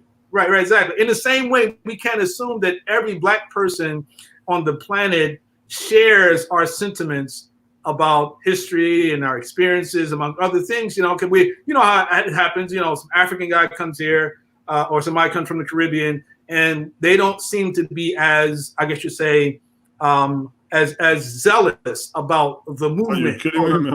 Right. My grandmother's from Belize, man. My mother's from Belize. Yeah. And, which for people who don't know, is like a little Black country in Central America, right? And I can tell you, my own family from Belize, when they came to America, they didn't want nothing to do with Negroes, man. They saw themselves as far as that's what I'm saying. They wasn't trying to have that, man. Yeah. So I'm saying is like, so we make these assumptions that every place we go, we see somebody who looks somewhat like us, or have African features, as we call them, right? That they assume that they're going to consider us their brothers or their sisters, and they're down with the movement. They see other people in the same way we see them. They say, no, they don't. Right? They don't necessarily see themselves and their culture, among other things, in the same way that we see them. Right. So in the same way, I don't think that we can do that same injustice with white people, right? Because again, white people is a term, is a taxonomy, part of a social construct, right? In the same way that being black is a social construct, right? And of course we know that it's shifted historically, and for that reason we have to be very careful about how we deal with every single individual, and which I would say which should automatically bring us back to our default, which is that in Islam we judge people by the content of their character, not by the color of their skin, and that's the only thing that's going to resolve this, of course, short of course, and that's not to say to dismiss anything that may be structural potentially, right, or systemic, or look like it's structural, look like it's systemic, right? It's not to deny any of that, potential, but at the same time, ultimately, this is about overcoming polarization. It's about bringing people closer to one another, creating more familiarity, right, and potentially bringing people to the truth as well. God's truth. I think, maybe as I don't know how much longer we got, but I have just a couple of thoughts. I'm just curious what you think. I mean, so I think a way of also moving beyond the binaries to help kind of problematize this a little bit, but also hopefully to make our real intentions with this thing perhaps more effective is, one, there's going to have to be an acknowledgement that the issue of, for sake of argument, structural racism or racism in America, it is more than just simply individuals who don't like Black people. That what we are dealing with is, one, a system that was put in place undoubtedly once upon a time by people who absolutely did not have the best of intentions, right? Mm-hmm. And that system has far outlived the progenitors of the system. And it continues to kind of run as a quasi self-perpetuating machine. Mm-hmm. And therefore, as time goes on, and I think this is why what we were just talking about of not every white person being, foaming at the mouth racist, is that, after a period of time, at least the way I see it, there are elements of American racism, structural, whatever you want to call it, mm-hmm. that are in part malignant and in part benign, right? There are some parts that are just mean-spirited that we might see, for instance, in some elements of like police brutality, specifically targeted by Black folks. Or the super predator thing with the Clintons and whatnot, right? But then there are also parts that are nobody might necessarily have their hand on the button that's controlling it, but it's still kind of running, right? It's still kind of running there. Both of these still equally affect Black life, right? Perhaps not in totality where we can't do anything about it, but I think we're also going to have to acknowledge that part of it is just America as the system that was founded on the idolatry of race-based thinking. And it has been very hard to get this machine to stop running, right? It's just had so much inertia, right? That, as you were saying, it is something that undoubtedly will take generations to slow, to stop. And that my concern is that we've been psychologically trained to basically, we got to stop this machine right here, right now, even if it means throwing my body underneath it, right, where I expend my whole life, all my energies. And then the false presumption that somehow if I can just, if I can banish white supremacy, that I have essentially found the Rosetta Stone of how to live a good life, right? That if I can get rid of white supremacy, checkmate, everything is solved, right? Exactly. And the consequence of this is that I can't still live a good life, even though there are racist people in the world, even though there is a racist system in the world. It might still be there. I will fight against it because Allah has said about al-amr bil-ma'ruf wa nahy al-munkar, right? So I will stand up for the good and I will fight against the evil. Inshallah biqawwamuna bil-qist. And Allah wants to help those al-mustada'ifina fil ard. Okay, I get all that. And I want to, inshallah, be a part of that lillah. But I also want to live a good life as much as I can in between them. And by definition of a good life, what is going to lead me to akhirah, right? And I'm concerned about this kind of way of it completely occupying all of our energies. And perhaps maybe this is why so much energy has been invested by the Black community to fighting white supremacy, that we have not also reserved some of our energy to just also trying to live a good life despite all of this, right? Being that most certainly nobody can argue, we are not still at least literally in bondage. That's my concern, is that one, we reduce it to like, you know, white supremacy is the checkmate of reality, right? And therefore, you know, it's almost kind of like, it's like for us, even under duress or threat of life, I can say that I don't believe in Allah as long as I don't believe it in my heart. I mean, the Quran even attests to this, right? Where it's like we almost have to have the same attitude about white supremacy. Is that like I have to give a whole life to this thing? And it can be, I think, and again, I'm not belittling issues of police brutality. Like I said, I myself have literally almost been shot twice by the police, right? So for me, it's not even up for grabs. Like there's definitely real issues of bias in the police department against Black folks. For me, it ain't even a question, right? But even within that, I still want to try to live the best, most profound, richest life that I can, which undoubtedly includes my relationship with Allah.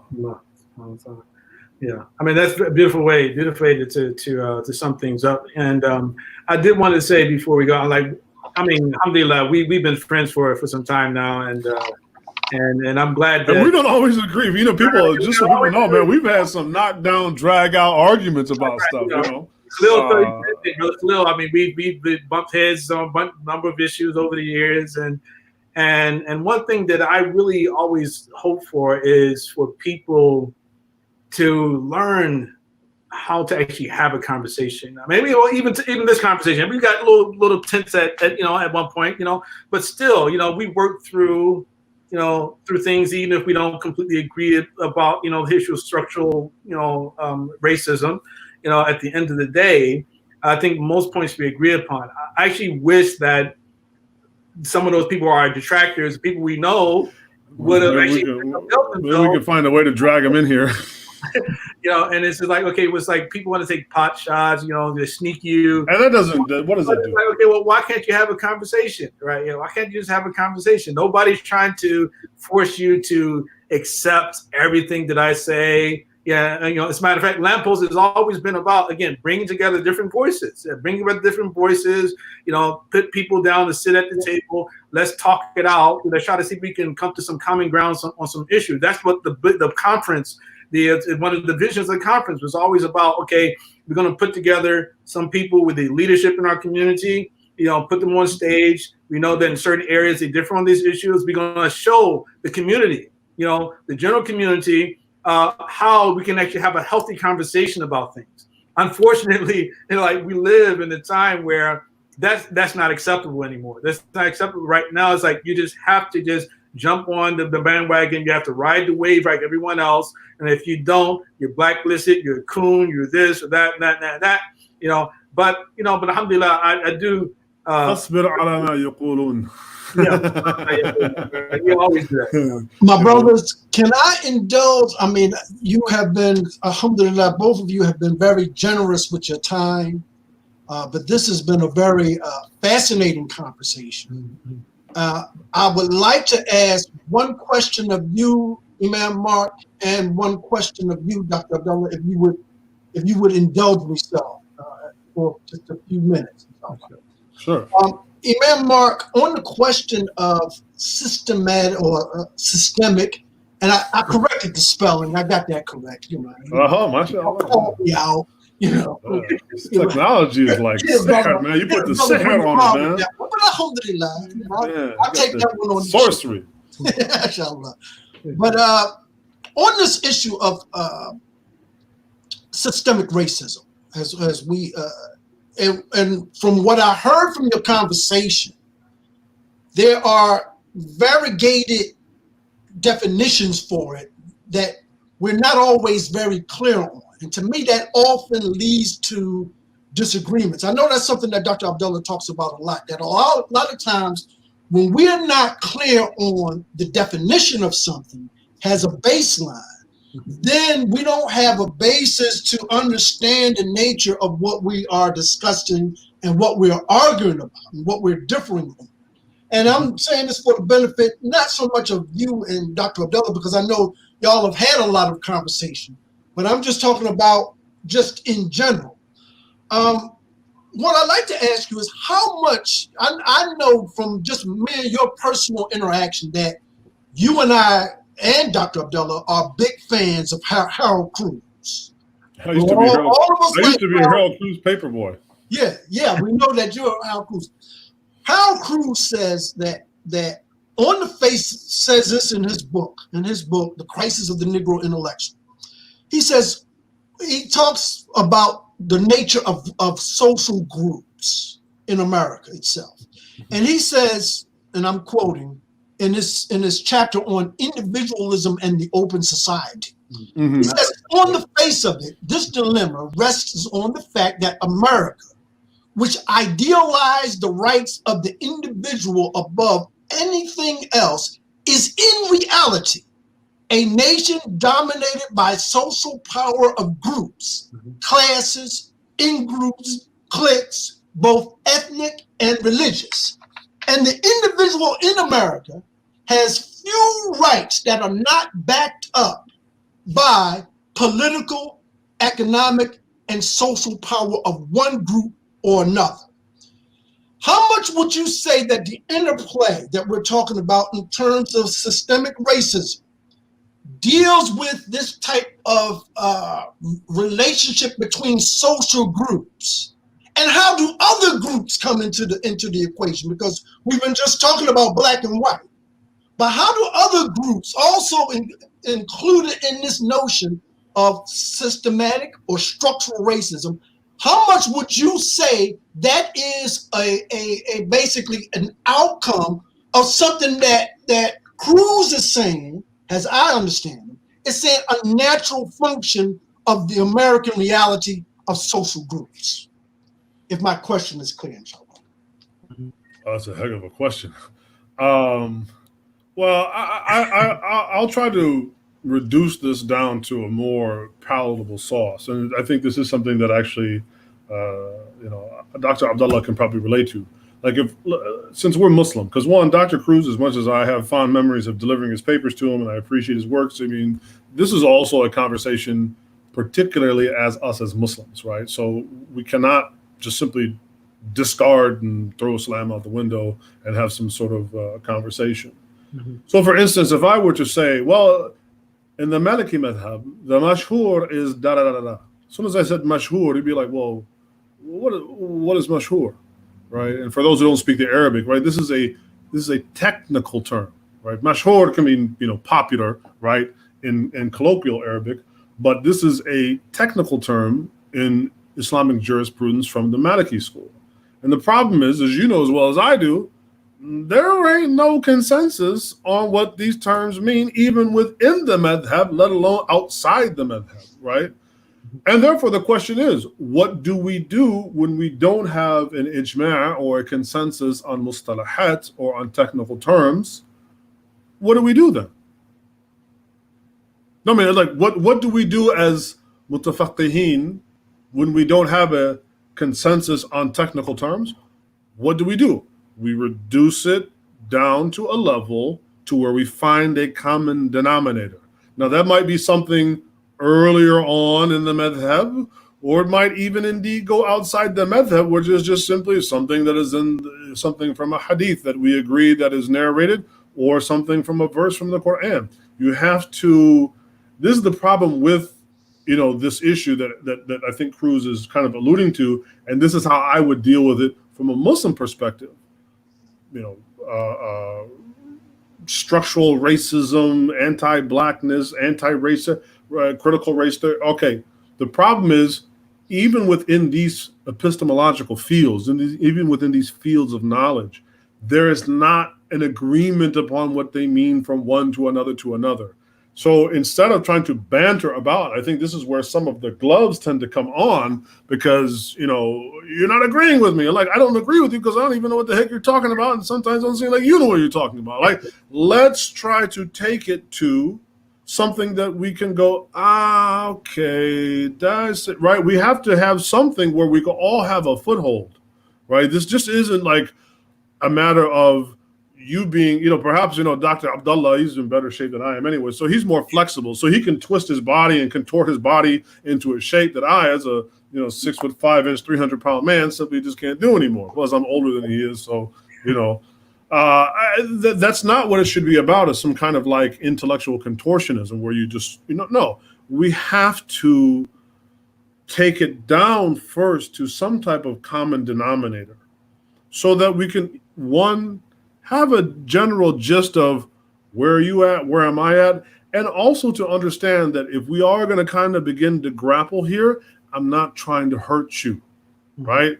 Now, I might toss you around, or you might toss me around, but I'm not trying to hurt you, right? And I think this has been one of the, in my opinion, one of the critical mistakes of Muslims to just simply uncritically adopt these frameworks and to just say, well, now I'm a Muslim, so now this is Islamic social justice, fiqh 101, or whatever. I find this highly problematic, and that we have to take it to a level where there is some kind of congruence, and then split from there and say, okay, well, just like kind of what like Dr. Abdullah and I did today, right? Okay, structural racism, but this, maybe I do, but we all agree what? It doesn't completely circumscribe Black life. And then from there, we can have actually more mutual cooperation, even though I get the feeling Dr. Abdullah ain't gonna move on the structural racism piece, and Imam Marc ain't gonna move on the structural racism piece either, but I guarantee you we can walk hand in hand and try to do something about Black life. Mm-hmm. Right. So that's how I would try to, answer that question. As much as I appreciate Harold Cruz, right? I think we should also remember, like Harold Cruz wasn't a prophet. No. But do we somewhat accept the framework in the framework, what I'm trying to specifically isolate on is the tension between social groups that he seems to imply that's natural in the American historical structure. Not just in America. I mean, find me anywhere on the face of the planet that there has been. Would you say that in turn, to just simplify the question a little bit for myself, would you say that in turn contributes to what you're talking about in terms of structural racism? Yeah, I mean, I think social tension, and again, I think this actually really reveals where we've taken a lot of our talking points from, perhaps even, subconsciously, is a lot of it, and I know this is kind of chic to say, but from a lot of it from Marxism, that tends to want to look at the world, and particularly solutions for the world, in a kind of utopian way, right? We got to get, we have to eliminate racism. Wow, there's going to have to be a whole lot of dead people probably to get rid of racism, right? Just as much as white supremacy was a utopianist ideology, and therefore to make the master race or whatever, clearly we saw a whole bunch of non-white people had to die to even try to bring about that false ideology. So I think we have to be careful of how big of a hammer we swing and focus more on precision.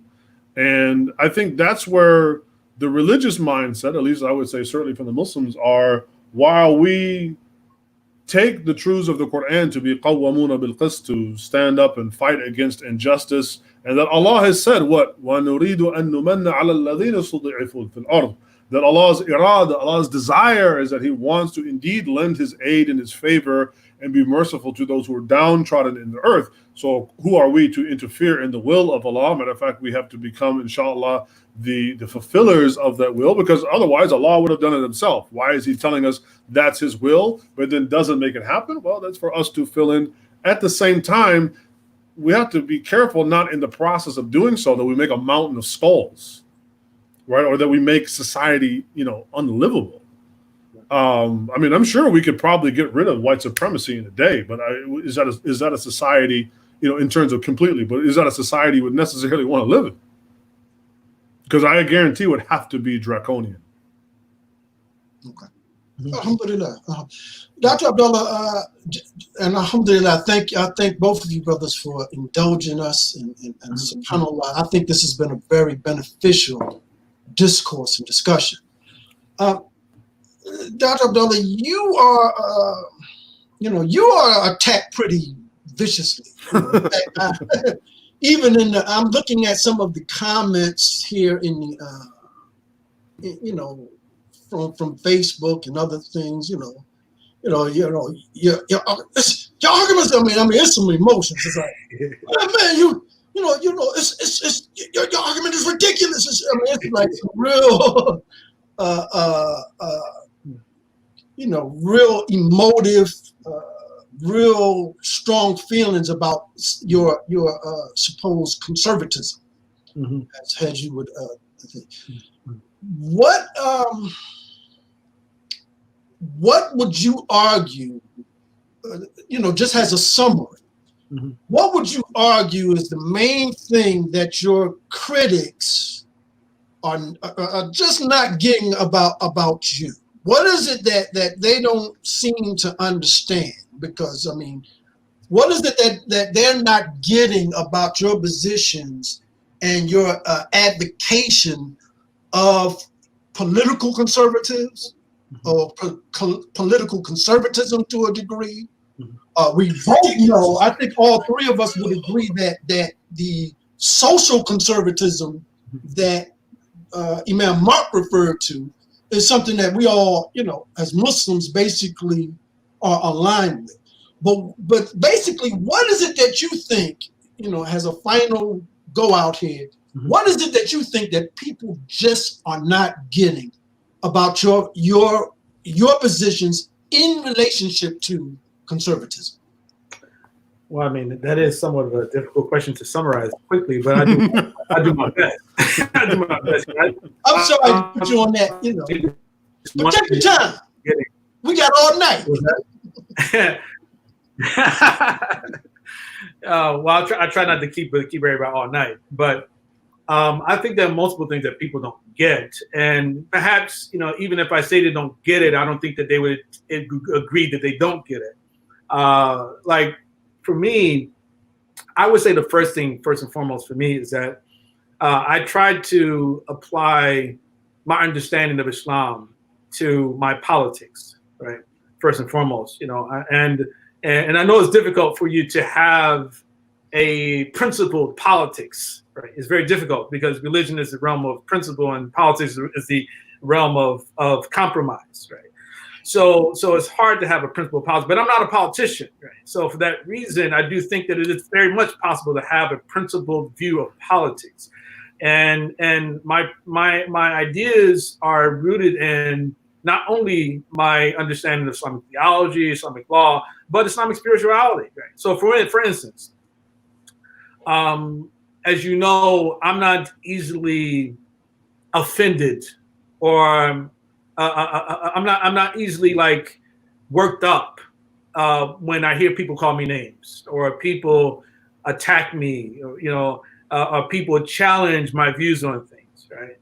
And the reason for that is because I'm trying to be the best Muslim I can be, when I look at the messenger's example and I reflect upon the messenger's words, alayhi salatu wasalam, about how we are to be masters of ourselves. The man came to him and asked him, give me some advice. And he told him, don't get angry. He didn't mean don't get angry. Literally, he said, don't act on your anger. He talked about how the strong man or the tough guy is the individual who controls himself when they become angry, not the one who is able to overpower someone physically. And I think that much of the animus against me is fueled mainly by emotion and people not themselves having good control over their emotions, in particular anger. Secondly, I think it has to do with the fact that they themselves have imbibed a narrative which is largely founded upon a number of lies, right? That and they themselves have not come to reconcile or challenge or be critical of their own understanding of the world, their understanding of history, their understanding even of the Republican Party compared to the Democrat Party. And for me, I'm an individual when I watch the news. One thing when I was young, I wasn't one of those people who read the newspaper. Like, all my friends read the newspaper. I actually felt left out because I was like, I didn't have an interest in reading the newspaper. And I think that's what made it easy for me once I come to the realization, especially in recent years, about how much manipulation is involved in the media, right? And through their connection with political parties and corporations, right? So for me, often, if I'm sharing something conservative or from conservative outlet, it's not that I want people to say, oh, you should love Ben Shapiro. Oh, you should love Tucker Carlson. You should love PragerU. That's not the goal. The goal is to say, listen, I understand and I know that there's a perspective that you're being robbed of, right? And I could potentially, I can make my own video, whatever, and anything, and articulate that same perspective, But these are individuals who have done it effectively, right? They spent the time, they did study, and so I'm saying, hey, listen, if you have the bandwidth or you have the level of tolerance to deal with this individual that you might consider to be despicable in certain ways, right? At least listen to his argument, listen to what he's saying, listen to his evidence, right? Because you're not getting this particular perspective in the mainstream media, right? So often you'll find, again, my target is not, of course, the Democrat Party is one of my targets, but it's not the main target of my critiques.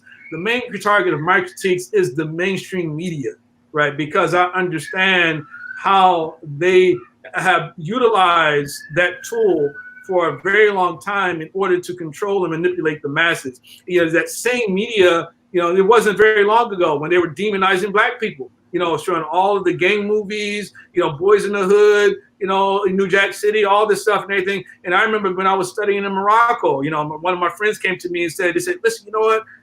they got a serious campaign going on right now against blacks in America here in Morocco, right? Because he was talking about every single night there was a different movie about black life in America, and it was always negative. You see, the same people who were demonizing Muslims not very long ago, calling us terrorists, among other things, right? Just like they just flip, they just turn over, they flip over and change their ways just overnight. 2016 in the summer was when they all of a sudden embraced Muslims. We love Muslims now. And once they realized that Hillary was about to lose, right? Then all of a sudden Dr. Jackson is at the DNC and Khizr Khan and all these other things. At least again, this is what I see. So once I come to those realizations, I feel that I can't prejudge people. I have to judge people based upon the evidence shown to me, and that includes Trump, right? That includes Trump, because once I saw, again, there's Trump. We know Trump, who he is. How his character is. Not saying that he's a moral exemplar for anyone, but they lie on Trump. They've lied on Trump. They've spread a lot of misinformation about him, right? So fundamentally, I think that again, that's why I say there's a lot that goes into my thinking and my posting that I fear that even with that explanation, well, I know that even with the explanation that many people still like, no, man, I'm not trying to buy that. You're not supposed to be, sitting and rubbing shoulders with white supremacists and racists, right? Trump, he shared the white supremacist video, press proof, but they won't do the same thing when they look at a Biden, right? They don't look at the fact that the media is covering for Biden. They're not talking about Biden, his crime bill. They're not talking about his crime bill. They're not talking about Biden, and sitting with KKK members and known white supremacists and him eulogizing them. They're not talking about Biden and the credible sexual assault allegation against them. They're not talking about Biden and his deals with China and with Ukraine. You're not talking about any of that stuff. They're covering that the guy. His mind is not there anymore. He's sick. He's old. He's too old to be president. In spite of that, all of that, at the end of the day, our people still, they're going to vote for him, even though there's greater proof that he's done so much more harm to blacks than Trump ever has done. And Trump hasn't, to my knowledge, done anything that really harmed the black community, right? So again, there's just a lot that goes into it that I believe that it's going to take some time before people fully understand me when it comes to these issues. So, yeah. Well, thank both of you brothers once again. Thank you for indulging us with almost 2 hours here of discourse. I pray to Allah subhanahu wa ta'ala that someone has gotten some benefit from this. I think there was a lot discussed, and I hope that the listener understands this now about the Land Post Education Initiative, that we are not for just we're not just trying to just go along here. We want to approach challenging issues. We want to look at things in a different way. We want to expose the American Muslim community to Muslim American scholars who are thinkers, not just people who just go by, just go along with flows and are afraid to say things. Both Imam Marc Manley and Dr. Abdullah have been known to be in some hot water, you know what I mean, in terms of how people feel and frankly, Land Post goes in the same hot water too, because I often get responses, how could you put this guy on here? I thought Land Post was about this. We've lost people. Said, look, we're no longer supporting Land Post because you talked against the LGBTQ community. I said, well, may Allah help you and help us. We're going to do what we do. We're going to do our best to present our Islamic scholarship, and we want our Islamic scholarship to be free in their intellectual pursuits. That's what we want. Our scholars must be free to pursue and provide knowledge for us as Muslim Americans. If they're not free, they got to go along with what me and you think, then what good are they? That's and so we ask that Allah subhanahu wa ta'ala bless you. We ask that you support the Lamppost Education Initiative. Visit us on our website. It's lamppostedu.org. You can see it strolling along in the bottom screen. Please support the efforts of Imam Marc Manley at his Muslim Center, at his masjid, and his online endeavors. Just put Marc Manley in the YouTube. I'm sorry that I didn't get something for you beforehand. I'm good, man. Alhamdulillah, I'm all right, man. But Just make a donation to Lamppost, man, especially for the bodyguard detail. Dr. Abdullah gonna need after this one, man. So you can get that Kevlar vest, man. Make a donation so Dr. Abdullah get that Kevlar vest, man. Get that FOI detail on him. Donations are always welcome, and we definitely would need to put a team around. Thank you, my brothers. Alhamdulillah. Jazakumullahu khairan. Assalamu alaikum wa rahmatullahi wa barakatuh. Alaikum salam.